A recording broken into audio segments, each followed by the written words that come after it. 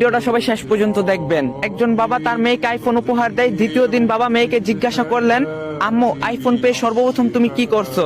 মেয়েটি উত্তর দিল, স্ক্রিন গার্ড আর কভার অর্ডার করছি। তখন বাবা বলল, এটা করার জন্য কেউ কি তোমাকে বাধা দিয়েছে? মেয়ে বলল, না বাবা, কেউ বাধা দেয়নি। তখন বাবা বলল, তোমার কি মনে হয় না তুমি আইফোন নির্মাতাকে অপমান করছো? মেয়ে বলল, না বাবা, আইফোন নির্মাতা স্বয়ং স্ক্রিন গার্ড ও কভার লাগানোর উপদেশ দিয়েছেন। বাবা বলল, তাহলে তো আইফোন অনেক খারাপ দেখাবে, তবুও তুমি এটার জন্য কভার কিনছো? মেয়ে বলল, না বাবা, বরং খারাপ না হওয়ার জন্য কভার অর্ডার করছি। বাবা বলল, কভার লাগালে সৌন্দর্য কমে যাবে না? মেয়ে বলল, না বাবা, কভার লাগানোর পর আরো সৌন্দর্য দেখাবে।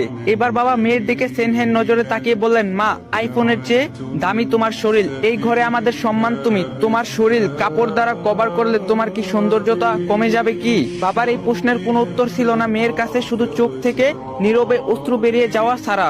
আসলে পর্দায় নারীর সৌন্দর্য কমায় না, বরং একটা শিক্ষা